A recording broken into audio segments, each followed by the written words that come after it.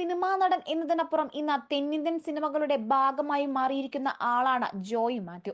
ഒരു അഭിനേതാവ് എന്നതിനപ്പുറം സാമൂഹിക രാഷ്ട്രീയ കാര്യങ്ങൾ തന്റെ നിലപാടുകൾ സമൂഹ മാധ്യമങ്ങൾ വഴി അദ്ദേഹം തുറന്നു പറയാറുണ്ട്.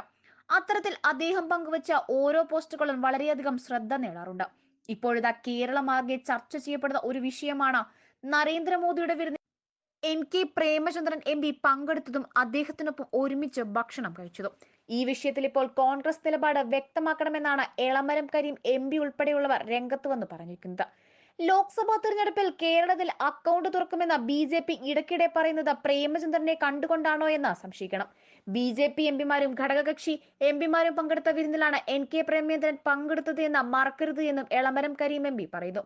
ഇപ്പോഴിതാ ഈ വിഷയത്തിൽ ജോയ് മാത്യു പങ്കുവച്ച കുറിപ്പാണ് സോഷ്യൽ മീഡിയയിൽ വൈറലാകുന്നത്. അസഹിഷ്ണുതയുടെ രൂപങ്ങൾ. പ്രധാനമന്ത്രി വിരുന്നിന് വിളിച്ചാൽ പോകേണ്ടത് ഏതൊരു പൗരന്റെയും കടമയാണെന്ന് ഞാൻ കരുതുന്നു. കാര്യങ്ങൾ പഠിച്ചു മാത്രം ഉജ്ജ്വലമായി സഭയിൽ അവതരിപ്പിക്കുന്ന മികച്ച പാർലമെന്റേറിയൻ എന്ന ഭരണപക്ഷം പോലും സമ്മതിക്കുന്ന പ്രേംചന്ദ്രൻ എം പിയെ ചായ കുടിക്കാൻ വിളിക്കാൻ തനിക്ക് തന്നെ പലപ്പോഴും തോന്നിയിട്ടുണ്ട്. അപ്പോൾ പിന്നെ നമ്മുടെ രാജ്യത്തിന്റെ പ്രധാനമന്ത്രി പ്രേമേന്ദ്രനെ ചായ കുടിക്കാൻ ക്ഷണിച്ചില്ലെങ്കിലേ അത്ഭുതമുള്ളൂ. അപ്പോഴേക്കും അസഹിഷ്ണുതയുടെ ആൾരൂപങ്ങളായ പാർട്ടി അടിമകൾ പ്രേമചന്ദ്രനെ സംഖ്യയാക്കി.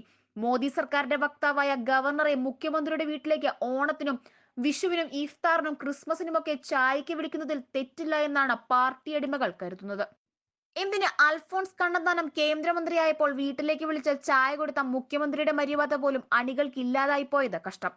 പ്രധാനമന്ത്രിയെ കണ്ടപ്പോൾ താണു വണങ്ങി കൈ കൂട്ടിപ്പിടിച്ച ആളുടെ മര്യാദയാണ് നമുക്ക് മാതൃകയാവേണ്ടത് എന്ന കാര്യത്തിൽ ആർക്കും അഭിപ്രായ വ്യത്യാസം ഉണ്ടാകരുതെന്നും അദ്ദേഹം പറഞ്ഞു. എന്നിട്ടും പ്രേമചന്ദ്രനെ സംഖ്യയാക്കുന്നതിൽ അടിമകളുടെ ഈ അത്യാവേശമാണ് എന്നെ അതിശയിപ്പിക്കുന്നത്.